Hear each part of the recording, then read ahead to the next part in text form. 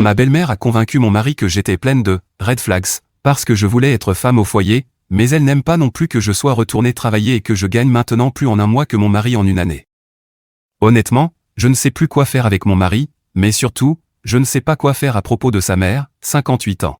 Nous sommes mariés depuis 4 ans, ensemble depuis 7 au total, et tout allait bien jusqu'à il y a environ 8 mois, quand j'ai mentionné que je voulais être femme au foyer. Un peu de contexte, mon mari et moi avons toujours eu de bonnes carrières. Je travaillais dans la vente, mais vous savez à quel point ces postes peuvent être exigeants. Ils étaient bien payés, mais c'était un travail très prenant, plus de 70 heures par semaine, des déplacements constants, beaucoup de pression, et un environnement toxique qui affectait déjà ma santé mentale. Mon mari travaille comme ingénieur logiciel dans une entreprise de taille moyenne, il gagne bien sa vie, environ 110 000 $ par an. L'année dernière, après un trimestre particulièrement difficile au travail, j'ai fini aux urgences avec des douleurs thoraciques causées par le stress, et j'ai sérieusement commencé à envisager de démissionner. Nous avions toujours parlé d'avoir des enfants un jour, et j'ai pensé que ce pourrait être un bon moment de transition, faire une pause dans le monde de l'entreprise, retrouver ma santé, mieux organiser la maison, et me préparer à fonder une famille dans 1 ou 2 ans. Quand j'en ai parlé à mon mari, au début il semblait soutenant. Nous avons fait les comptes et constaté que, même si nous serions plus serrés avec seulement son revenu, nous pourrions nous débrouiller en réduisant certaines dépenses. En plus, j'avais économisé pas mal d'argent grâce à mon travail bien payé, ce qui servirait de filet de sécurité. Le plan était que je démissionne, que je prenne quelques mois pour me remettre, puis que nous commencions les essais bébés. Le problème a commencé quand nous sommes allés dîner chez ses parents et que nous leur avons partagé nos projets. Ma belle-mère a toujours été ce que j'appelle, traditionnelle mais contradictoire. C'est le genre de femme qui pense que les femmes doivent avant tout être mères, tout en méprisant celles qui ne travaillent pas. On pourrait s'attendre à ce qu'elle adore l'idée d'une femme au foyer, mais ce qu'elle veut vraiment, c'est une sorte de femme au foyer qui travaille aussi. En gros, quelqu'un qui fait tout. Quand nous lui avons dit que je comptais quitter mon emploi, elle a immédiatement fait une grimace. Elle a posé plein de questions insidieuses sur nos finances et a laissé tomber des commentaires comme « ça doit être agréable de se faire entretenir » ou « j'ai toujours pensé qu'il fallait apporter sa part ». Après ce dîner, j'ai remarqué un changement chez mon mari. Il a commencé à dire des choses sur l'argent que nous allions perdre et à remettre en question ma capacité à rester à la maison. Il a évoqué des inquiétudes qu'il n'avait jamais mentionnées auparavant, comme « et si tu t'ennuies » ou « et ta carrière, tu y as pensé ?» Au début, je pensais qu'il avait juste besoin de temps pour digérer le changement. Mais les commentaires sont devenus plus fréquents et plus critiques. Une semaine plus tard, il m'a assise et m'a dit qu'il avait repensé au plan et ne se sentait pas à l'aise que je quitte mon travail, sans vrai but. J'ai été choqué, car nous avions déjà discuté de tout cela. Il avait accepté que cela ait du sens au vu de mes problèmes de santé et de nos projets familiaux. Quand je lui ai rappelé cela, il a dit que sa mère avait soulevé de bons points sur la possibilité que je veuille simplement profiter de lui. Les choses ont explosé quand il a suggéré que, plutôt que d'arrêter de travailler complètement, il me donnerait une allocation venant de son salaire pendant que je réfléchirais à mes prochaines étapes. Il l'a présenté comme un compromis, mais c'était incroyablement condescendant. Pourtant, voulant préserver notre mariage et prendre soin de ma santé mentale, j'ai accepté à contre-cœur. J'ai quitté mon travail et il a ouvert un compte séparé pour y déposer 1 500 $ par mois, à peine de quoi couvrir mes dépenses personnelles et contribuer un peu au foyer. Pendant 3 mois, c'était tendu mais gérable. Je m'occupais de la maison, je cuisinais, je faisais toutes les courses et rendez-vous, et j'ai commencé à chercher du travail freelance pour compléter cette allocation. J'étais plus heureuse loin de cet environnement de travail toxique et je pensais que mon mari voyait aussi les avantages. La maison était plus propre, nous mangions mieux, j'étais moins stressé. Jusqu'au jour où j'ai accidentellement surpris un appel entre mon mari et sa mère. Ce n'était pas intentionnel, je lui apportais un café dans son bureau quand je l'ai entendu dire « Je sais, maman, tu avais raison pour les red flags. Je fais ce que tu as suggéré pour lui donner une leçon. » Quand je l'ai confronté plus tard, il a admis que sa mère l'avait convaincu que mon désir d'être femme au foyer avant d'avoir des enfants était un red flag et que j'essayais de le piéger pour qu'il me supporte à vie.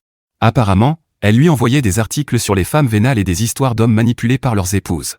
Le pire, il a avoué qu'il avait délibérément gardé l'allocation basse et qu'il prévoyait de la réduire progressivement pour me pousser à retourner travailler. Il pensait qu'une fois que je réaliserais à quel point vivre sur un budget serré était difficile, je reviendrais à la raison. Donc non seulement ma belle-mère l'avait monté contre moi, mais mon mari avait choisi de me manipuler financièrement au lieu d'avoir une conversation honnête sur ses préoccupations. J'ai fait ma valise et je suis allé chez ma sœur pour quelques jours afin de réfléchir. Pendant que j'étais là-bas, j'ai décidé que si retourner travailler était si important pour mon mari et sa mère, je le ferais, mais à mes conditions. J'ai contacté une ancienne collègue qui avait quitté notre entreprise pour créer sa propre société de conseil. Elle m'avait déjà proposé un poste dans son équipe, avec plus de flexibilité et sans l'environnement toxique de notre ancien bureau. Je l'ai appelée, et elle était toujours intéressée. Je n'ai pas tout de suite parlé de cela à mon mari. Quand je suis rentré à la maison, je lui ai dit que j'avais besoin de temps pour réfléchir à notre avenir. Il semblait soulagé que je ne demande pas le divorce sur le champ, même s'il marchait clairement sur des œufs autour de moi. La question de l'allocation restait en suspens. 2 semaines plus tard, j'ai officiellement accepté l'offre de la société de conseil de mon ancienne collègue. Le poste offrait un salaire de base de 85 000 $, avec un gros potentiel de commission, 100% en télétravail, et des horaires flexibles. Ce n'était pas autant que mon ancien travail au début, mais l'équilibre vie professionnelle-vie personnelle était bien meilleur et j'aurais un contrôle total sur mon temps. Quand je l'ai annoncé à mon mari, il avait l'air surpris mais soulagé. Il a immédiatement dit « C'est génial. Je vais donc arrêter de te transférer l'allocation puisque tu auras de nouveau ton propre revenu. » J'ai simplement répondu « Oui, tu peux l'annuler. Je n'en ai plus besoin. » Ce que ni mon mari ni ma belle-mère ne savaient, et ce que moi-même je n'avais pas pleinement réalisé avant de commencer les entretiens, c'est que mes compétences et mon expérience avaient énormément de valeur sur le marché actuel. Même si mon salaire de base était plus bas qu'avant, la structure de commission et de partage des bénéfices dans cette petite entreprise signifiait que mon potentiel de revenu était plus élevé que dans mon ancien emploi. Lors de mon premier mois, j'ai conclu 2 gros contrats qui m'ont rapporté des commissions plus élevées que le salaire trimestriel de mon mari. À la fin du 2e mois, j'avais gagné plus de 70 000 $ rien qu'en commission. Avec mon salaire de base en plus, l'entreprise était ravie et m'a proposé une voie vers un partenariat, avec des parts dans la société. Je n'ai pas partagé ces détails avec mon mari immédiatement. J'ai ouvert un compte bancaire séparé, quelque chose que je n'avais jamais fait auparavant. Nous avions toujours eu des comptes joints et mon salaire était versé dessus. J'ai continué à contribuer aux dépenses du foyer au même niveau qu'au moment où je recevais l'allocation, même si je gagnais désormais beaucoup plus. Hier, tout a explosé. Mon mari est tombé par hasard sur une notification email sur mon téléphone me félicitant pour un nouveau gros contrat conclu, avec le montant de la commission clairement visible. Il était stupéfait et m'a demandé pourquoi je ne lui avais pas parlé de mes réussites. Avant que je puisse répondre, il m'a lancé un regard étrange et m'a demandé combien je gagnais réellement.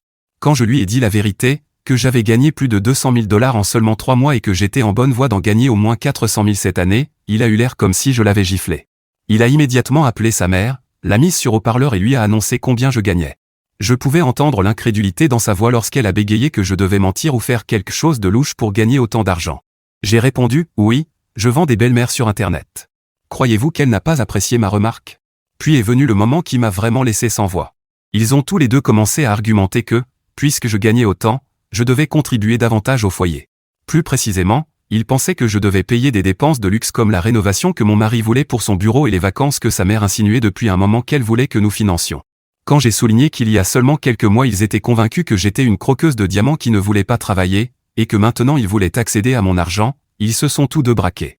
Mon mari a dit qu'il était simplement pragmatique concernant nos finances, et ma belle-mère a affirmé que l'argent faisait partie de la famille.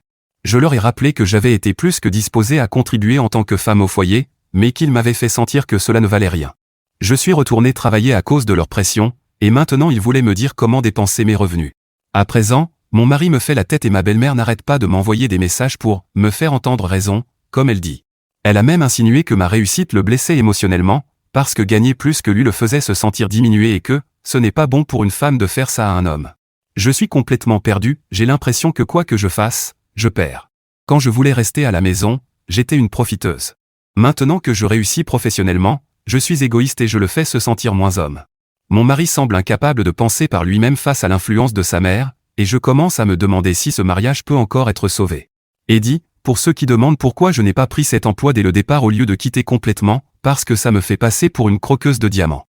D'abord, j'avais économisé pas mal d'argent, ce n'est pas comme si je n'allais rien contribuer. Le plan était de faire une pause, avoir un bébé, puis retourner travailler dans 4 ou 5 ans. Cet emploi, bien que plus flexible, reste assez stressant. Personne ne paie ce qu'on me paie pour 4 heures de travail par semaine. J'ai toujours une charge hebdomadaire de 50 à 60 heures. Au moins, le temps où je n'ai pas travaillé m'a servi de pause mentale, même si ce n'était pas suffisant. Mise à jour 1.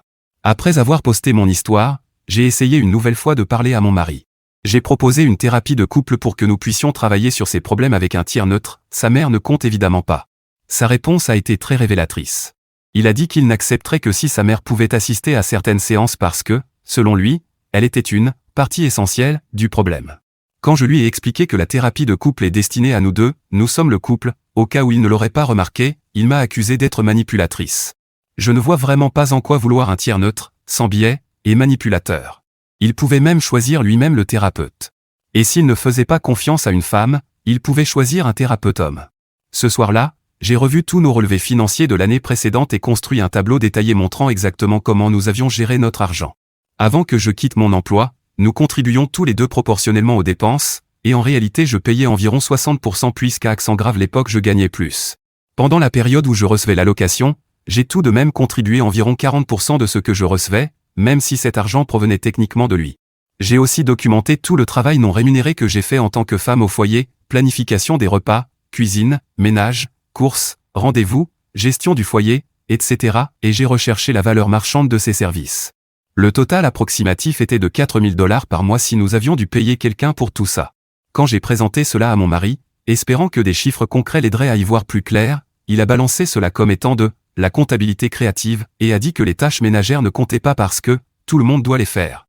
Il a complètement ignoré le fait que lui ne les faisait pas. Je faisais tout pendant qu'il ne se concentrait que sur son travail. Le lendemain, les choses ont encore dégénéré. Ma belle-mère s'est pointée à l'improviste pendant que mon mari était au travail. Elle a dit qu'elle voulait apaiser les tensions entre nous. Ce qui a suivi était essentiellement une heure de sermon sur la façon dont les mariages échouent lorsque les femmes deviennent trop indépendantes et comment je devrais être plus attentive à l'ego de mon mari. Elle a évoqué son propre mariage, disant qu'elle faisait toujours en sorte que son mari se sente comme le pourvoyeur, même quand elle travaillait aussi. La conversation est devenue encore plus surréaliste lorsqu'elle m'a suggéré de faire transiter une partie de mes commissions sur le compte de mon mari pour qu'il puisse me les rendre, sous forme d'allocation augmentée. Selon elle, de cette façon, il se sentirait en contrôle tout en me laissant profiter de mes revenus. J'imagine que l'étape suivante serait que je verse tout mon salaire sur son compte à elle pour qu'elle le gère, pour nous. Quand je lui ai demandé directement pourquoi elle avait dit à mon mari que mon désir d'être femme au foyer était un red flag, elle a répondu qu'elle ne faisait que protéger son fils et que les femmes modernes profitaient des hommes travailleurs. Je lui ai rappelé que j'avais travaillé autant que son fils durant toute notre relation et que, dans mon emploi précédent, j'avais même contribué davantage financièrement. Elle a balayé tout ça d'un revers de main, disant que ce n'était que de simples commissions chanceuses, refusant de reconnaître mes compétences ou mes efforts. Après son départ, j'ai appelé ma sœur, qui est avocate. Je ne suis pas encore prête à demander le divorce, mais je voulais savoir à quoi cela ressemblerait. Elle m'a recommandé de garder des traces détaillées de toutes les conversations et problèmes financiers, et de faire des copies de tous les documents importants, au cas où. Mon mari est rentré tard ce soir-là et m'a immédiatement confronté à propos de la visite de sa mère, m'accusant d'avoir été impoli avec elle. Apparemment, ma belle-mère l'avait appelé en larmes, prétendant que je l'avais attaqué alors qu'elle essayait juste d'aider notre mariage. À ce moment-là, j'ai décidé de prendre du recul. J'ai dit à mon mari que je resterais à l'hôtel pour le week-end afin que nous ayons tous les deux de l'espace pour réfléchir. Il a répliqué que je fuyais nos problèmes, mais je suis resté ferme. J'avais besoin d'une pause face au gaslighting et à la manipulation pour penser clairement. En ce moment, je suis assise dans une chambre d'hôtel en essayant de décider quoi faire ensuite. L'idée de la thérapie de couple est toujours sur la table, mais seulement si nous ne sommes que tous les deux. J'ai également décidé que, quoi qu'il arrive à notre mariage, je consulterai un conseiller financier la semaine prochaine pour protéger mes biens à l'avenir. La grande question maintenant, c'est de savoir si ce mariage vaut vraiment la peine d'être sauvé. Peut-on refaire confiance à quelqu'un qui a laissé sa mère le convaincre que sa femme était une croqueuse de diamants, puis a essayé de la manipuler financièrement? Honnêtement, je n'en sais rien. Mise à jour 2. Après avoir passé le week-end à l'hôtel, je suis rentré à la maison lundi matin et j'ai trouvé mon mari dans un état d'esprit complètement différent. Il était plein de remords et m'a dit qu'il avait beaucoup réfléchi pendant mon absence. Il a admis avoir laissé sa mère trop l'influencer et m'avoir traité de manière terrible. Il a proposé que nous essayions la thérapie de couple comme je l'avais suggéré, juste nous deux. J'étais prudemment optimiste mais encore méfiante. Un changement si soudain me semblait suspect, surtout après sa fidélité aveugle à sa mère seulement quelques jours auparavant. J'ai accepté la thérapie, mais en gardant mes distances émotionnelles. Nous avons une autre première séance hier, et c'était intéressant. La thérapeute nous a demandé de décrire chacun la situation de notre point de vue. La version de mon mari comportait plusieurs surprises. Il a dit qu'il n'avait jamais vraiment cru que j'étais une croqueuse de diamants, mais qu'il était allé dans le sens des inquiétudes de sa mère pour préserver la paix familiale. Il a admis que l'idée de l'allocation venait de sa mère, pas de lui. Apparemment, elle lui avait raconté des histoires à propos du fils d'une amie dont la femme aurait soi-disant pris tout son argent avant de le quitter, après avoir été femme au foyer pendant seulement 1 an. Plus important encore, il a révélé que sa mère le soutenait financièrement en secret depuis des années.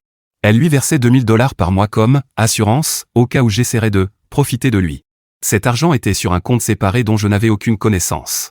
La thérapeute nous a aidés à gérer mes réactions immédiates et a suggéré que nous nous concentrions sur les points clés, la confiance, la transparence financière et les limites avec la famille. Après la séance, mon mari m'a montré le compte secret que sa mère alimentait. Il contenait plus de 70 000 $. De l'argent accumulé durant notre mariage sans que je le sache. Quand je lui ai demandé ce qu'il comptait en faire, il a avoué avec honte que sa mère lui avait dit de le garder comme fonds d'évasion au cas où notre mariage s'effondrerait. Ce soir-là, mon mari a reçu un appel de son père après qu'ils ont parlé de ce qui était ressorti en thérapie. À la demande de son père, mon mari a mis l'appel sur haut-parleur.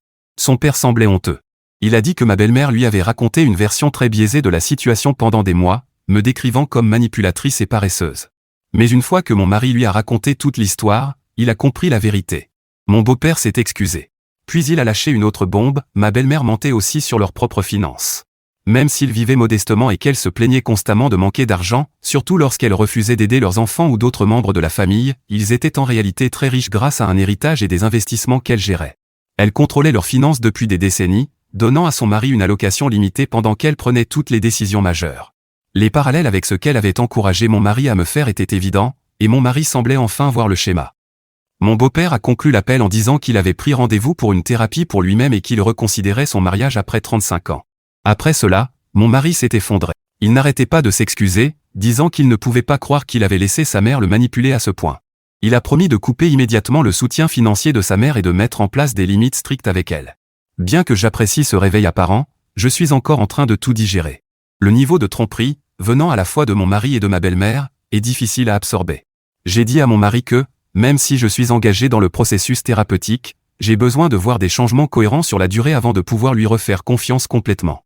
J'ai aussi insisté pour que, désormais, nous ayons une transparence financière totale, y compris des réunions régulières avec un conseiller financier pour nous assurer que nous sommes sur la même longueur d'onde. Quant à ma belle-mère, mon mari a accepté d'avoir un contact minimal avec elle pour le moment. Il lui a envoyé un message expliquant qu'il avait besoin d'espace pour travailler sur notre mariage sans son implication. Sa réponse a été un déluge de messages affirmant que nous lui brisions le cœur et qu'elle n'avait toujours voulu que, le meilleur, pour nous. Je suis encore en train d'essayer d'absorber tout cela et de décider si les dégâts faits à notre mariage peuvent être réparés. Avoir une thérapeute aide, mais je sais que reconstruire la confiance sera un long chemin. J'essaie de rester optimiste quant à la thérapie, mais les révélations continuent d'arriver et je ne sais plus quoi croire. Mise à jour 3. 2 jours seulement après ma dernière mise à jour, j'ai reçu un message de mon beau-père. Il m'a demandé si nous pouvions nous voir, juste tous les deux. Nous nous sommes retrouvés et, honnêtement, je n'ai pas reconnu l'homme en face de moi. Ce n'était plus le monsieur silencieux que j'avais connu pendant des années. Il avait beaucoup à dire et on voyait qu'un énorme poids s'était levé de ses épaules. Il a commencé par s'excuser sincèrement de ne pas être intervenu plus tôt et de ne pas nous avoir protégés du comportement de ma belle-mère. Il a admis qu'il avait passé tout son mariage sous son contrôle émotionnel et financier, et qu'après des années à l'avoir manipulé non seulement lui mais tout son entourage, il ne pouvait plus rester silencieux. Il m'a dit que son comportement envers moi n'était pas nouveau, cela faisait partie d'un schéma vieux de plusieurs décennies. Apparemment, elle avait traité tous les partenaires de ses enfants de la même façon, toujours en les testant, en cherchant leurs faiblesses, en essayant de garder le contrôle en sapant leur relation. Il a dit que c'était comme si elle ne supportait pas l'idée que ses enfants grandissent et deviennent indépendants. Et qu'elle ne supportait surtout pas qu'une autre femme puisse avoir de l'influence sur. Il m'a dit que je devais considérer comme un compliment étrange le fait que mon mari ne m'ait pas quitté, parce que c'était généralement l'effet qu'elle avait sur lui. Et que je devais être importante pour lui, puisque malgré tout cela, il avait choisi de s'éloigner d'elle plutôt que de moi. Puis il m'a expliqué pourquoi elle avait réagi si violemment à mon désir d'être femme au foyer. En réalité, cela n'avait rien à voir avec moi. Quand elle et mon beau-père se sont mariés, elle voulait rester à la maison tout en lançant sa petite entreprise. Mais ses parents, les grands-parents de mon mari, étaient extrêmement sévères. Ils lui avaient dit qu'elle était paresseuse et égoïste, détruisant son rêve avant même qu'il ne commence. Au lieu de reconnaître l'injustice, elle avait intériorisé ses critiques et répété ce cycle sur d'autres femmes, surtout ses belles-filles. Donc, quand j'ai décidé de prendre du temps loin du travail, cela a déclenché en elle tous ses sentiments enfouis, et elle a réagi de la seule façon qu'elle connaissait, contrôler, critiquer, et être cruelle. Puis est venue la plus grande surprise. Mon beau-père m'a dit qu'il avait consulté un avocat spécialisé en divorce. Après avoir découvert à quel point elle l'avait manipulé et tous les secrets financiers qu'elle avait gardés, il a dit qu'il ne pouvait plus rester dans ce mariage. Il m'a même montré des documents prouvant qu'elle cachait de grosses sommes d'argent, pas seulement à moi et à mon mari mais aussi à leurs autres enfants. Il avait déjà commencé à séparer leurs finances et voulait nous prévenir, elle risquait d'agir de façon irrationnelle en perdant le contrôle. Quand je suis rentré à la maison, je me suis assise avec mon mari et je lui ai tout raconté. Il était choqué, profondément ébranlé, mais il a aussi dit que cela expliquait beaucoup de choses de son enfance, le comportement de sa mère, la manipulation émotionnelle constante, son besoin de tout contrôler, la manière dont elle dressait les gens les uns contre les autres. Il a décidé d'appeler son frère et sa sœur pour leur dire ce qui se passait, et c'est là que tout a explosé. Ils avaient eux aussi des histoires similaires, interférences dans leurs relations, contrôle financier, ou complications qu'elle leur avait causées. Tout cela en jouant la carte de « je vous protège ». Le même soir, ma belle-mère s'est présentée chez nous. Elle était clairement bouleversée et a exigé de parler à mon mari seul à seul. Il lui a dit que ce serait nous trois ou rien. Elle n'a pas aimé, mais a accepté. Ce qui a suivi a été l'une des conversations les plus inconfortables et surréalistes de ma vie. Elle a éclaté en sanglots, affirmant que tout le monde l'attaquait et conspirait pour lui faire du mal. Elle m'a accusé de cacher de l'argent comme son mari. Mais mon mari, qui savait désormais tout, lui a rappelé que c'était elle qui cachait de l'argent depuis des années. Soudain, les pleurs se sont arrêtés. Elle est devenue étrangement calme et a dit qu'elle avait toujours su que je serais trop pour son fils et qu'elle le préparait depuis toujours à l'effondrement inévitable de notre mariage. Selon elle, ma réussite financière était la preuve que je n'avais pas besoin de son fils, et si je n'avais pas besoin de lui, je finirais par le quitter. C'était une logique tordue, mais on voyait qu'elle y croyait réellement. Mon mari s'est enfin dressé contre elle comme je ne l'avais jamais vue. Il lui a dit qu'elle devait rester en dehors de notre foyer et de notre mariage. Qu'elle ne serait plus impliquée dans notre vie personnelle et ne serait pas la bienvenue chez nous tant qu'elle n'aurait pas cherché une aide professionnelle pour son comportement. Elle est repartie en pleurant encore, et moins d'une heure plus tard, ses deux autres enfants ont appelé pour dire qu'elle était aussi passée chez eux avec le même discours. C'était comme si elle se décomposait en perdant la moindre parcelle de contrôle. Le lendemain, nous avons eu une autre séance de thérapie et avons raconté tout cela au thérapeute. Il a suggéré avec douceur que mon mari envisage également une thérapie individuelle pour traiter toutes les blessures émotionnelles causées par sa mère au fil des années. Il a accepté immédiatement. Nous avons aussi rencontré un conseiller financier pour tout restructurer. Nous avons fermé les anciens comptes conjoints et en avons ouvert de nouveaux, avec des mots de passe sécurisés et un accès limité. Désormais, nous avons des comptes conjoints pour les dépenses et les économies partagées, et chacun garde ses comptes personnels séparés. Tout est transparent et nous contribuons tous les deux proportionnellement à nos revenus. Pour la première fois depuis longtemps, j'ai l'impression que nous sommes sur la même longueur d'onde. Depuis, mon mari fait de gros efforts pour reconstruire ma confiance. Il soutient ma carrière d'une manière qu'il n'avait jamais fait auparavant. Il m'a dit qu'il était fier de moi, vraiment fier, et a admis qu'il avait honte d'avoir laissé les idées toxiques de sa mère influencer sa vision de mes ambitions. Il a dit que je veuille ralentir ou foncer dans ma carrière, cela devait être mon choix, pas quelque chose que sa mère avait le droit de contrôler. Quant à mon beau-père, il a officiellement déménagé. Il loge chez son frère et travaille avec son avocat pour finaliser le divorce. Le reste de la famille, y compris les frères et sœurs de mon mari et leurs partenaires, le soutient et travaille également à poser des limites plus saines avec ma belle-mère. Mon mari et moi avons encore un long chemin devant nous. On ne se remet pas d'une telle trahison du jour au lendemain, et je sais que sa mère ne renoncera pas facilement. Elle a déjà montré jusqu'où elle était prête à aller pour garder le contrôle. Mais pour la première fois depuis longtemps, nous affrontons cela ensemble. Nous sommes une équipe. Mise à jour 4. Je voulais donner des nouvelles du divorce de mon beau-père puisque beaucoup de personnes étaient curieuses. Il est maintenant finalisé et ils ont trouvé un accord financier, puisque ma belle-mère gérait tout l'argent exactement comme elle le voulait. Je ne partagerai pas la somme exacte, car je ne sais pas s'il serait à l'aise avec cela, mais disons simplement que le divorce a été très coûteux pour ma belle-mère. C'est le prix de décennies de manipulation financière pour quelqu'un comme elle. Elle a été furieuse tout ce temps, incapable de croire combien d'argent elle avait perdu dans le règlement. Elle a appelé tous ses enfants pour tenter d'obtenir au moins un peu de soutien émotionnel. À notre connaissance, personne ne lui en a donné. Mon mari lui a dit d'arrêter de se battre contre le divorce et de payer à son père ce qu'il mérite. Après cela, elle a refusé de lui parler à nouveau. Elle considère cela comme une trahison absolue et dit qu'elle ne le reconnaît plus comme son fils. Il est clair que personne dans ses enfants ne figure plus dans son testament. C'est pourquoi, la dernière fois qu'elle m'a envoyé un message pour me dire tout ce que j'avais fait de mal, selon elle, j'ai répondu. Puisque vous n'avez plus d'héritier, peut-être que vous voudriez investir dans mon commerce illégal de vente de belle-mère. Au moins, nous pouvons convenir que je ne figurerai pas dans son héritage non plus.